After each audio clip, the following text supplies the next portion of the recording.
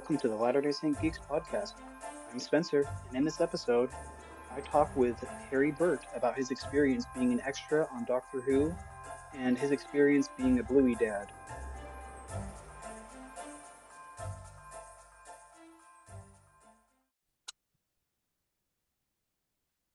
Welcome to another episode of the Latter-day Saint Geeks podcast. I'm Spencer, and I'm joined today by a special guest who had a front row seat to some awesome Doctor Who moments. Meet Harry, who I met on a Bluey Dad Bandit Facebook group. Go ahead and introduce yourself. Hi, Spencer. Yeah, that was a funny way for us to meet, wasn't it? Yes, I'm Harry Burt. I'm, as you can probably tell, from the UK.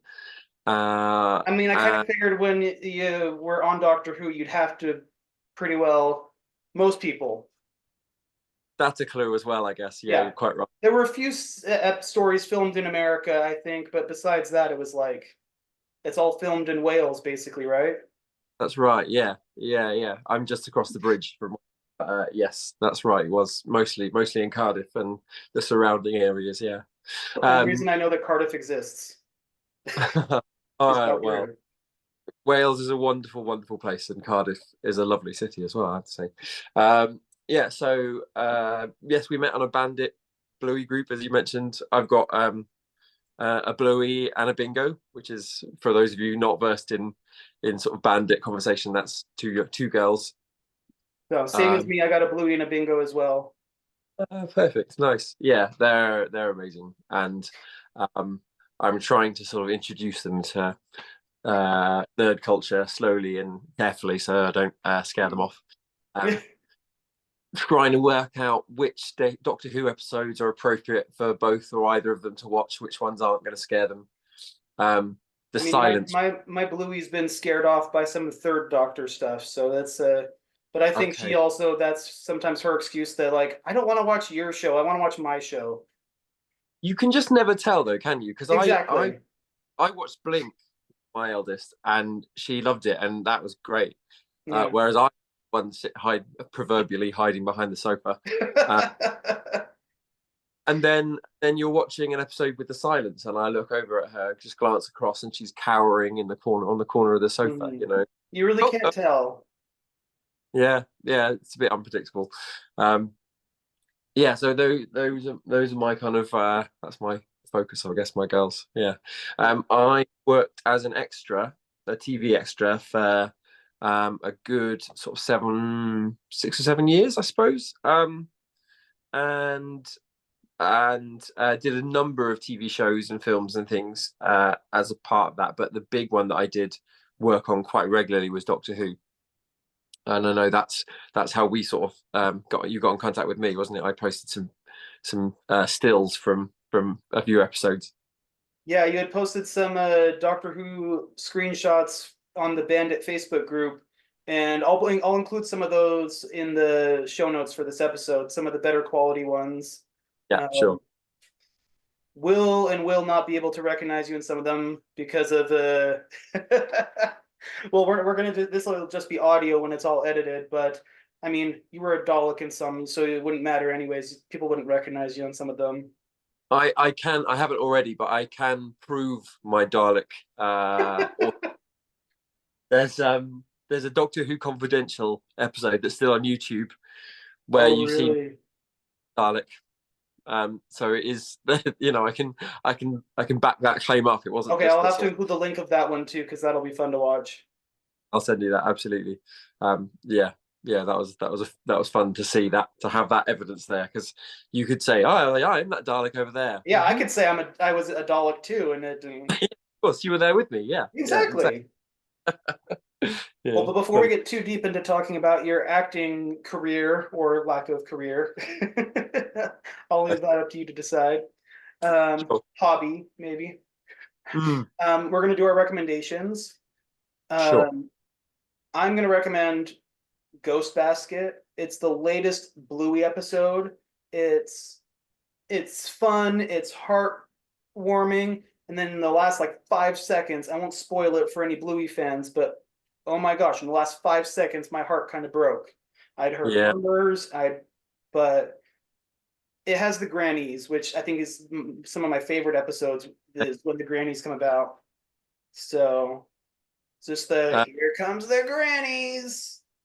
I love the music. I love the sort of slightly Benny Hill music Yeah. of the grand. Right. Yeah. Well, and anytime I see any sort of half horrible parking job, I just think, nice parking spot, Rita. Yes. Yes. Or when Yes. my daughter crashes her toy car into the wall because she's one. Just it's like nice parking job, Rita. Oh, I slipped on my beans. Yeah. Yeah, anyone that's not watched Bluey, even though this episode is technically about Doctor Who, anyone that's not watched Bluey is gonna be so confused by our offhanded Bluey references today. Yeah. Yeah. But anyways, You're by the wondering time what? this episode gets released, the I keep calling it like the Bluey movie because it's gonna be like 20 minutes long. That's like three chutney chimps. Yes. It's that one will be out, so I'm anxious to watch it, even though it's just 20 minutes. It's still Bluey, and it's going to be a big deal Yeah. Right. Yeah. Like the to format. us grown men being excited for a kids show like Disney Junior. It's one of the things I love about the Bandit Facebook group. Yeah. I It's mean, just so wholesome. for me, profoundly not a kids show. It's a show for No, no, it's a I parent agree. for grown-ups that kids can watch and will find funny. You know. I agree. Yeah. Yeah. All right, let's go to your Absolutely. recommendation. Sure. So I had lots of thoughts of different things I could recommend, but as this is a podcast and a geek podcast particularly, I thought I would go with a couple of geek recommendations. Um, there is a wonderful fantasy author called Terry Pratchett, who I don't know if you or how many of your listeners have heard of, but he's my favorite author and sort of guiding light. Probably I would describe him as. And there is a brilliant book club podcast called Pratt Chat. Chat chat. Okay. Yeah, um, which is great and is a great sort of if you've read all the books, and it's a great way of revisiting them because they go into each one in real detail. But it's also just a brilliant way to start. They'll guide you through and recommend where you should start and which ones you should start with as well. So yeah, that's brilliant. And then also uh, sort of in honor of the new X-Men 97 episodes that have just been starting to drop and been quite popular. There's a brilliant podcast that I listened to called Jay and Miles Explain the X-Men, where they talk about the X-Men and kind of and go into it's the comic books rather than any sort of TV or film. Right. And watching my understanding of X-Men 97 and where bits are going and the references, because it's so full of references to the comic book lore. I wouldn't understand 10% of that had I not listened to that podcast. So that's a good one. Jay and Miles Explain the X-Men. I'll have to link to both of those podcasts as well. I would say Yeah. my Jay and Miles Explain the X-Men is my older brother because he's the one that, especially with the X-Men, he's like the person I am closest with and knows the most about Marvel comics as well as especially the X-Men, but Marvel comics in general. He's my go-to. Uh, yeah. It's great. You go like, oh my God, they're doing Inferno or whatever, just, Yeah. yeah, it's cool. All Yeah, right. Well, let's move into the Doctor Who stuff because that's what I invited you here for. indeed. Um, Yeah. so I had asked your three favorite stories you worked on, and there was like half a dozen or so different stories that you had posted on the Bandit group. But I asked you to Yeah. pick your favorite three that you worked on. That's not necessarily your three favorite episodes, but your Yeah. three favorite that you worked on and what you Yeah. loved about working on them. So Mhm. I'm gonna set you loose on those. I looked through all those photos, and then there was at least one other one where I didn't make it on screen, unfortunately, at all, even in a screenshot. But I think it was 15 episodes I did in the end. So yeah, quite well reoccurring. And there are other people in my situation, John Davies, Simon Carew, I was good friends with, who became regular monsters, and people, and others who have been on more episodes of it than most of the Doctors. Um, yeah, some of them are on IMDb as well. Though I picked those two because those two are on IMDb quite a bit. So three favorite ones, I think, for me in terms of my experience of making them, not necessarily as in like the best ones that I did, were Asylum of the Daleks, Crimson Horror, and Day of the Doctor were the three. And you mentioned Day of the Doctor earlier, didn't you? In terms of Asylum of the Daleks, that was my. It was just brilliant. I got to be myself in it, and I got to be a Dalek.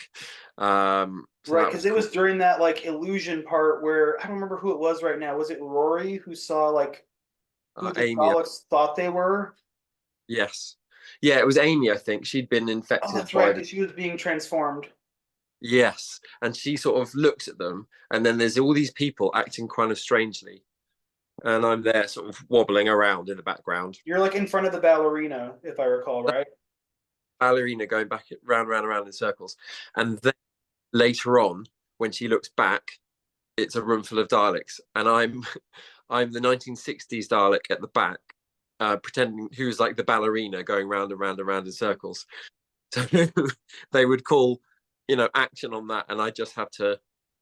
I mean, and Daleks on, So I in wonder one if shot you're the guy in the suit, and the other shot you're the ballerina. I'm the ballerina exactly. Yeah, and like and Daleks. I don't know how much people know about Daleks, as in the practicalities of them rather than Dalek I was gonna lore. say anyone that's listening to this episode, because it's called Interview with a Dalek, anyone Yeah, that's listening to this episode should have some basic understanding of what a Dalek is. they'll know the plunger and the sieve and all that kind of stuff. Yeah, the egg box shapes on the sides and everything. Yeah, so they are effectively like a shopping trolley. Wheel at the front, two wheels at the back, and if you just sort of push it forward to go forwards, they have something of a mind of their own and will drift off in one way or the other. So you've really got to sort of You really you have know, to be in control of it then. it's not remote controlled. Wouldn't that be great? Yeah. No, it's you are moving it yourself. And it's not the most comfortable place to be. I can't imagine it would. No, and actually the 60s ones particularly are, they have got bigger over the years. Um, in the early on in the Matt Smith era, they developed the big, colourful sort of highlighter pen ones, which I know weren't very popular. Um, I don't with the see them fan, compared to like the Power Rangers because they're just such vibrant colors. there was a definite marketing sort of angle on those, wasn't there, to sell them to the kids. Oh, But those were a bit nicer to be in. But you are effectively trapped in them. You can't get yourself out. Um, oh, have to be sort of got out by someone else. And if there's, at times there were sort of 10, 12, 15 Daleks on set at any one time. And if you start to get everyone out, you've lost sort of half an hour probably by the time everyone's got out and gone for a wee and come back oh again. my gosh. Times stuck in there for sort of 3 hours at a time, just sort of cramped down. You better not be claustrophobic. But yeah, and any of those sort of feelings you have to sort of shove to the back of your mind and be like, nope, it's fine. It's fine. I'm being a rational human. I'm not going to get hurt by, not going to sort of let that get into my brain. They're also, I forget exactly, something like carbon fiber. It's something like that. I forget exactly what it is, but it's like sort of really fine dust that gets right into your skin. So you have to be kind of, you're totally covered from head to toe in Probably clothing to. sweating buckets in there then. And then you add stage lights into that as well into the My mix. Yeah, gosh. it does get warm in there. Yeah, it was a brilliant experience, and one of those things where like this you sort of tell people and their mouth drops, but it was all, you're like it right when you're right in the middle of it. It's like, okay, this is quite tricky. But yeah, brilliant fun. Absolutely loved it, and did then. I forget the names of the episodes, but I think it was the start of the second season of Capaldi. I came back. It was the ones Magician's Apprentice. The So one with Missy and the Dalek yeah, in yeah. Davros. So I'm one of those as well. I'm one of the ones right next to her that she sort of points at. That was me. Oh Um, my gosh, Michelle Gomez was probably. I'm surprised she didn't make your list then, because I've heard she's amazing. I just didn't get to work enough with her to see it, I guess, but she was Yeah. brilliant. Yeah, yeah, I mean, brilliant her acting. acting's brilliant. That much I can be sure of. Like, holy crap. Her casting and the success of that sort of paved the way for our first female Doctor, and I think I know, it was they were sort of Testing the waters. exactly, yeah, testing the water, yeah, to sort of get us there. And Jodie Whittaker was brilliant. I know maybe the writings let her down a little bit, I would She's say, but underrated. yeah, Yeah. yeah, yeah. I think Especially her she's as a doctor. Like, we can have a conversation about the writing and everything, but her as a doctor was great. yeah. She's I agree. still she's still, I don't know about way above my list because someone has to be at the bottom of the list, but she's definitely above the sixth doctor in my mind. And by no fault of Colin Baker, I just didn't like that doctor's personality. He was Yeah, right. obnoxious. Right from the first words he said, he was not deemed to, he was And not that going to be. coat. Yeah, Sixth dreadful. doctor's coat. Yikes. What were they thinking? Yeah, Yeah. absolutely. Yeah, yes. um, Yeah, tell me yeah, about the Crimson Horror then. Crimson Horror. That was brilliant, brilliant episode. For me personally.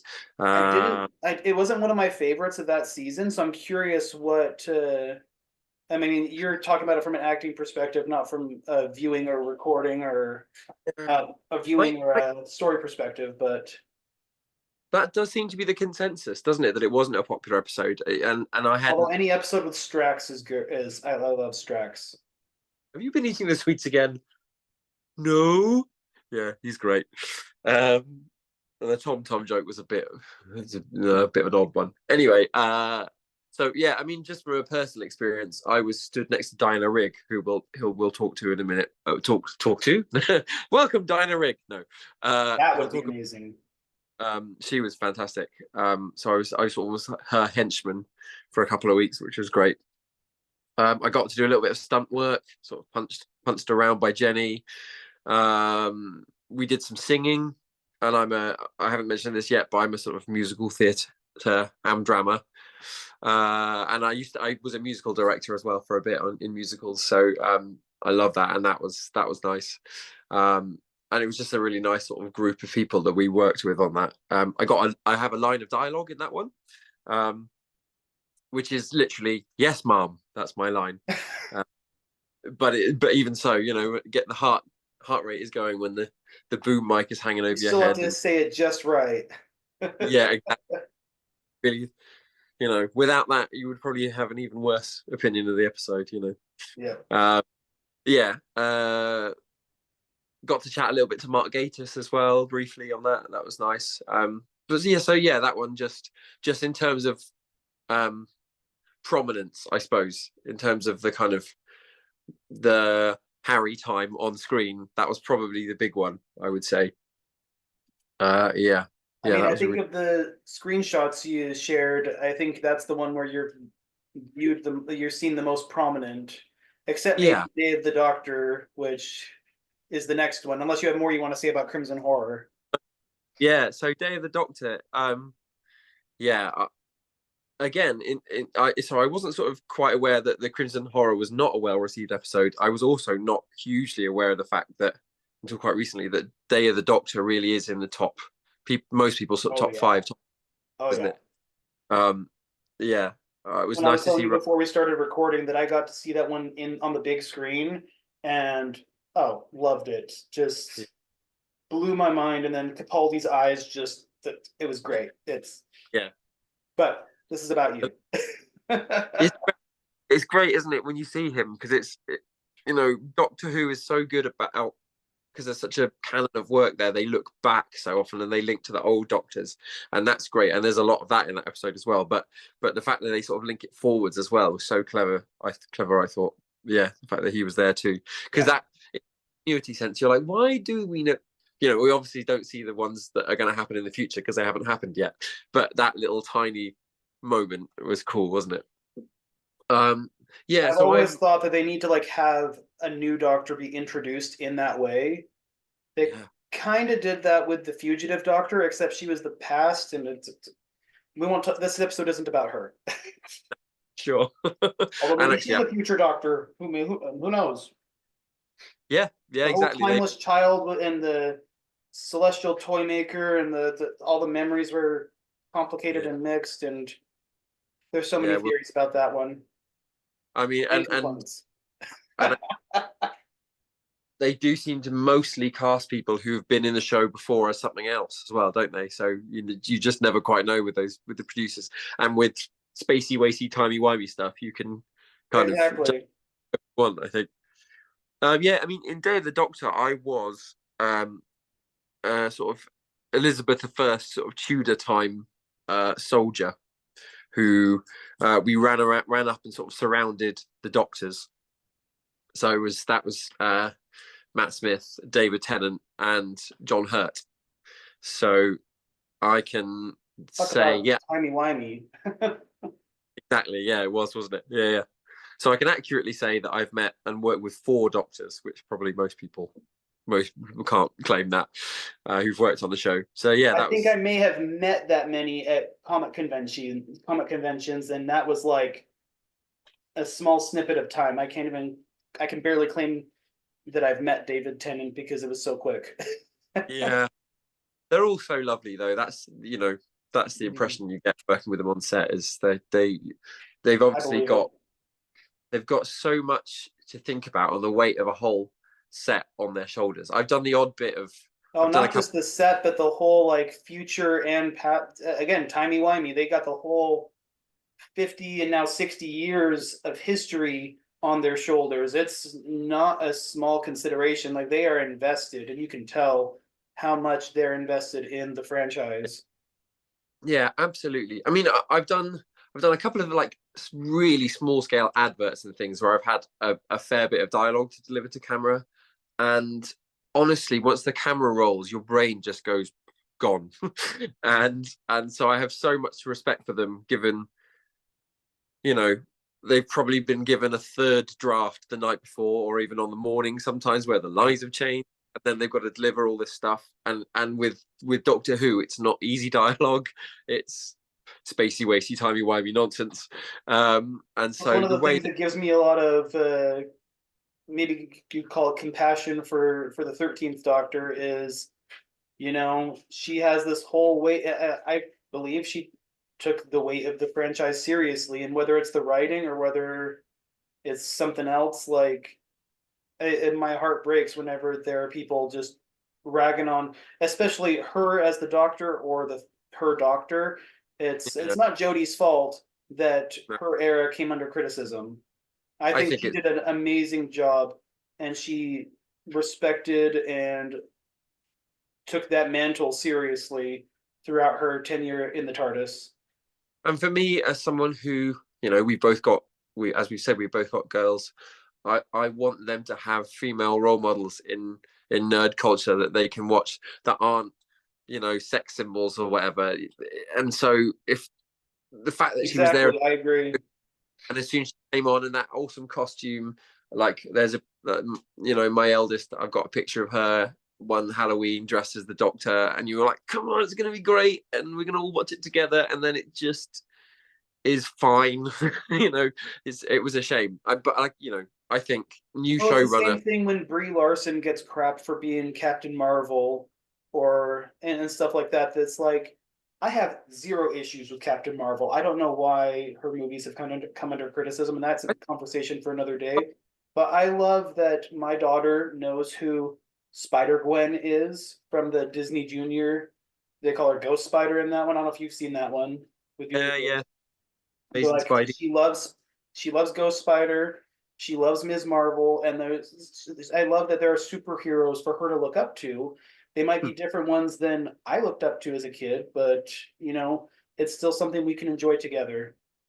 Yeah, But that's way off track of what we're going to be talking about. genuine fellow Um, nerd. I'm happy to talk about any of it, and we'll get easily sidetracked. yeah, Yeah, but the three doctors, I was on set with them, and that was great. Well, why I don't we would go straight into you? We were going to talk about three favorite main casts that you worked with, and two of them were doctors. So let's go straight into that with Matt Smith and Peter Capaldi. cool. Matt Smith is just as bonkers in my experience in real life as he is on screen. That makes it so much better that like he's really just that goofy Authentic. in real life. Yeah. And he is really scatty and a bit He's really absent-minded. oh, there's But no acting going on there. That's just him. it was very natural, I think. Yeah. That said, the minute the camera goes, he is on. I think you see a lot of you film for long time and you do a lot of takes, and as I said, often they've been given another coloured version of the script, a different, early in the morning or like just before they get to bed or whatever, and they're trying to learn their lines. I think I maybe saw him stumble on his words once in all that That's time. awesome. Just incredible. And what you maybe don't see in when you just watch it back, and one of the reasons it's such a privilege to have been on set, because you see how it all gets made. With him particularly, you really, every take, especially early on when they're sort of setting out the scene and filming it, because obviously you film it in lots of different ways and lots of different angles, and then you get it set in one, and then you do it again in lots of different angles, and so you've got Right. the That coverage. makes sense. Yeah. Particularly in those early setups, his delivery is different every time, and you could really see him kind of searching for how he was going to perform it, and finding the scene every time. It wasn't just kind of, I've come at it, I've thought about it, this is exactly how I'm going to do it. He was really playing with it more than almost any other actor I saw on set. That was Well, then really, that really. says something about the editing job too, because they'll edit it together from those different angles, and to make Mm. all those different takes on the scene, not just visually, but with his different view on like how he does the lines, to make it all cohesive is quite the accomplishment. And kudos to the editing team. Yeah, that's absolutely true. I think to turn that into a positive as well, you're like handing over the creative process to the people in the editing suite as well. They can find, as a director and as an editor, I I imagine that would be brilliant, because you can kind of see see all of those choices, and you can kind of create the scene the way you want it, rather than it being limited to one thing. Like I'm I imagining his speech at the Pandorica and just stitching that together from multiple different takes, and or a speech Yeah, like that. Maybe yeah. like in the barn in the Day of the Doctor, that it flows all together, even though he's done it 10 different ways or whatever. That's I yeah, amazing teamwork. exactly. I'm not going to name names, because that just, that's not a cool thing. But I do, having spoken to the crew on things, I know of actors who will intentionally just do some technical tiny little thing that will ruin a shot, Mhm. because the editors can't use that shot. They'll have to use one that's got a close up on them. Yeah. And that's the other end of the spectrum. You've got Matt Smith at one end, who is kind of really sharing and creating something that then gives creativity to everyone else in the process. And then you've got a very small number of people who will like make it tricky for everyone else and make sure they get the limelight. Um, What about Peter yeah, Capaldi? Peter Capaldi, just really lovely. Um, was a really experienced actor by the time he'd done Doctor Who, so I don't think there was any fear from him or anxiety at all. He was just a really steady presence, I would say. Um, a lot has been written about the fact that he was a real fan of the show, and I think Yeah. that Well, really came through. he'd been on Doctor Who once before that, obviously. And anyone that's watched Torchwood, I haven't watched all of Torchwood, but even I know that he was on Torchwood as well. Yeah, I forgot he was in that too. Yeah, It was like a well, big deal. His face has been three different places by the time he's the Doctor. They do. There's quite a clever way of explaining away why he chooses that face, wasn't there? I seem to I was remember. still hoping that it was. I mean, it was just represent that he's there to save people, like when David Tennant saved that family in Fires of Yeah, Pompeii. I yeah. was still hoping that I loved the headcanon that really that's the doctor in Pompeii just trying to see Donna again. That would have been sweet. But Yeah, whatever, that's it's metaphor is good too. Which kind of yeah. came into with the 14th Doctor is like, why do I have this face again? Why do I have this face again? It's there's more meaning behind the faces than just casting. It, They're it not was, just being lazy with the casting, there's a purpose behind it. and hey, the fact that we're talking about a show that started in the '60s, it's literally the only way that could happen, really, isn't it? Yeah. When William Hartnell was leaving, that ingenious way of working out how to carry it Oh on my gosh, such a risk, but it paid off, obviously, 60 years later. yeah, yeah, exactly, and such a clever sort of acting thing as well. It just revives the show every time, doesn't it? Yeah. I think Every regeneration is a soft reboot for the show, in a sense. exactly, yeah. Um, so yeah, that's Capaldi. Just and very respectful. Yeah. If I was in an episode, one of possibly might have been his first episode in a cafe, and we were all sort of robotic corpses. Oh, the Bells of St. John? No, that was No, that's still right. That's right. I That was think Matt Smith. the one. I think it's the one with the Tyrannosaurus in the Thames. Oh, okay. Oh, I'm That, blanking on it now, but yeah, I gotcha. yeah. And they're sat in the restaurant, and they suddenly realise that no one else is breathing. And I was one of those sort of robot people, Hmm. and they all get dispatched, and then he comes back later, Deep and they're breath. all floor. Deep breath. Sorry, That's what it's called. deep breath. Yeah, that's it. That's it. So yeah, we were all there on the floor, and he was just every time it cut, it was like, "Is everyone okay?" Just really kind of concerned with the fact that we were all sort of slightly uncomfortably splayed in different directions.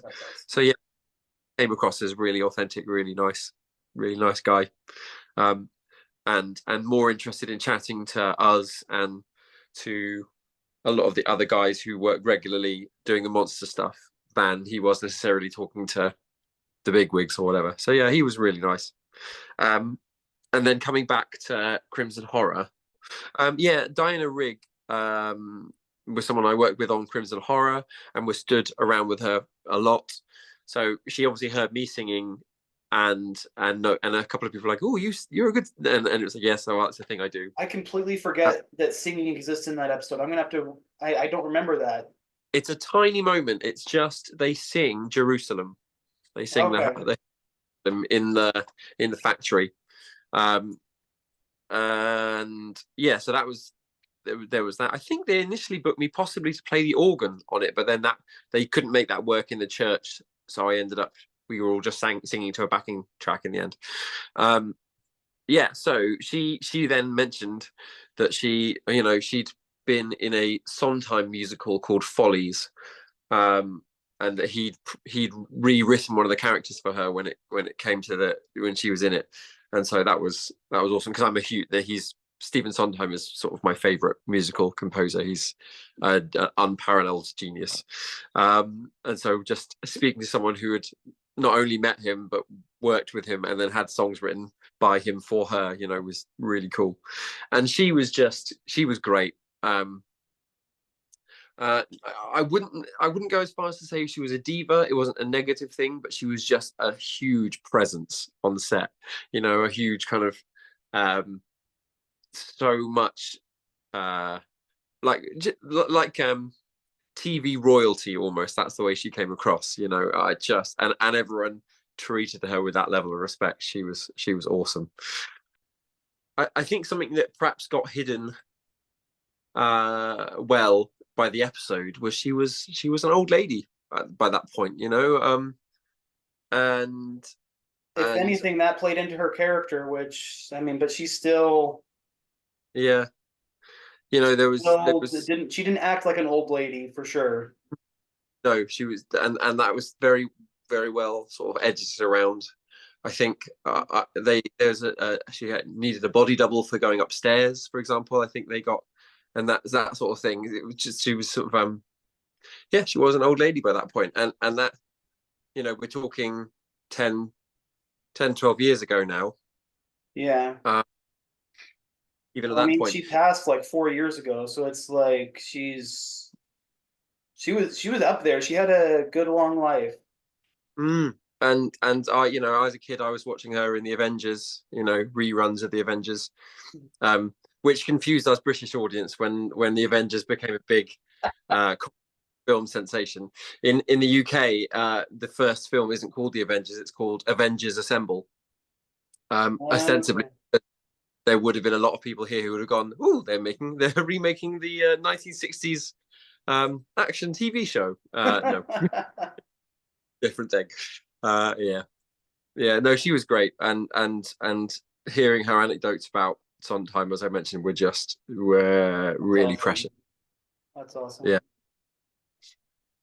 All right. Well, you had told me that there was a funny, was it a funny continuity staff story that you wanted to share as well? I mean, just to sort of perhaps bookend my own contribution to Doctor Who. So there's a person on set called a continuity advisor, whose job it is to make sure that everyone looks the same in every shot. Because obviously you film it from one angle, they then turn around, they film it again from another angle. They often have to do reshoots, perhaps, where they pickups where they come back to it because they haven't quite got it right when they've looked back at the footage that they've got. And right, you don't want someone moving from one side of the room to the other. That would be kind of jarring and take away from the scene. And we've probably all been watching something and gone, hey, that's not quite right. And you go back like and that go, one yeah. shot of Bandit in the Horsey episode. Yes, exactly. He It's hasn't got the spot. especially at least in our group. Yeah, exactly. And you think how it's a really hard job. You think how much time the animators would have spent animating that bit, how long it takes in Bluey, and yet still those little things slip through the net. But they are people who are very, very good at spotting patterns and sizing things. And as I mean, came you on sent me a picture of a Starbucks cup that got left in Game of Thrones, just as an example. So things like that need to be watched out for. Exactly, and that again, a really glaring, obvious, right in the front of the shot. It made the news over here. I don't know about. Oh, really? Well, I didn't watch Game of Thrones, so I wouldn't know. But I'll have to ask a friend who did. Because there's still a big following over here. Yeah. It's big, isn't it? Anyway, as I stepped onto the set for Day of the Doctor, it was the continuity advisor looked at me and said, "Well, it wouldn't be an episode of Doctor Who without Harry Burt." And so that's when you've really been on there, maybe. And that was still Matt Smith. I then went on to do maybe 4 or 5 at least episodes with Peter Capaldi after that as well. So they really. But all your episodes were across the Moffat area, right? Yeah. Okay. Yeah. Which he was brilliant and a bit crazy based on some of the monsters he came up with. Yes. Yeah. But he took he's Doctor Who to another level. Yeah. The way that the economy of his writing as well, the way there were no sort of loose ends. If he showed you something as a writer, it was because you needed to see it, and he was going to bring it back at some point. That was probably one of my favorite parts of him as a showrunner. Was you had these things in Matt Smith's first episode, or heck, even as far back as River Song's first episode, that by the end of his time as the showrunner, he had River Song 100% wrapped up so that if we never see her again, she could be fine, her story complete. There were things about the silence and the cracks and everything in Matt Smith's first episode that I think plenty of those were done even before Peter Capaldi came around. Yeah. So, I was rewatching one last night, and a bit came back. Oh yeah, the Bill, the way that the Bill stuff bookended. In the first episode, there's the lady with the water and the tear, and then that all comes back in her last episode. Right, that's her girlfriend comes back in her last episode to save her. Yeah, yeah. And it was the whole thing about the tear. It's not my tear. And Bill's story would have been just fine without that, but Moffat knew how to bookend it. Yeah, and remembered and had planted that seed at the start of the series and come back to it at the end. Like, just so clever. Yeah. But yeah, I mean that anecdote about me and being on there regularly. I am one of many, you know. There are more iterations of Harry Burt than there are iterations of Peter Capaldi in the Doctor Who universe. And I've been rewatching it recently from the Rose episode from 2005, and it's lovely seeing my friends, you know, these people doing well, because we filmed loads of stuff together and going like, Gary got a great bit in that episode, and then like and watching further down the episodes I haven't seen before and being like, cool, look, they're still going. They were still going in 2022. That's really nice, or whatever, you know, just seeing that's awesome. Things that you wouldn't know unless you were on set, meeting these people and developing these relationships firsthand. I also think, you know, Doctor Who, more than any other show I worked on, there is an element of secrecy. They do not want people to know anything to get out, because there are so many people that are keen to find out about things. And I think that is, you know, the small number of extras who work on it, and the fact that they recycled her so much is very much because of that. They're so desperate not to let anything get out. And if you got someone who just did one episode you could probably make money. There are people who would pay a huge amount of money to find out secrets about Doctor Who, and if you've got any stuff to you could have been making bank. You'd have lost your job probably, but you could have been making bank. Never worked in the extras industry again, absolutely. But yeah. You know, you'd be sat in a pub. The Crimson Horror episode, we were sat in a pub. We were held, like, our holding area as extras was some pub in mid Wales, out in the absolute middle of nowhere. And this guy came up to us and was like, "Oh, hello, what's going on? What are you doing here then?" That's a Welsh accent, by the way. We're like, "Oh, we're filming Doctor Who. Oh, amazing! What's going on then?" And we just felt like a very natural conversation. And then one of the assistant directors, one of the sort of runner type people, spotted him and was like, "Hey, I told you, get out of here!" And like sent him packing, because he wasn't just some random guy in the pub. He was someone who follows the show around where it's filming and tries to find out information, tries to find out what's going on. The spoiler industry is like a whole industry now of the news. Yeah. I mean, I remember that as far back as, like, I don't know if you ever watched the TV show Lost, but like just by the nature of the show, they had a lot of repeat extras as well. And I feel like at some points it was, I mean, one of the season finales, they had 3 endings filmed to throw off all the spoilers. So it's secrecy, and it's not all shows need it, but Doctor Who certainly does. Yeah, exactly. Yeah, over here I think it's probably the #1 TV show for that. They're the fans. I believe it's not necessarily the breadth of audience, because there are other shows that probably get higher ratings than Doctor Who over here. Was that the intensity of the fans? The people who go for Doctor Who, as we can, you know, as we're sort of showing, we go big, don't we? Yeah. Well, anything else? Any other stories you want to share before we sign off? I mean, I could go on for ages, but I'm aware that we've well, let's just have a chat after this is over and we can carry on talking about it. But I think. Well, then let's finish off by dedicating this episode to our bandits. So, to all the bandits out there, whether you're on the group or you're just a dad trying to get through the day, got to be done. It's got to be done.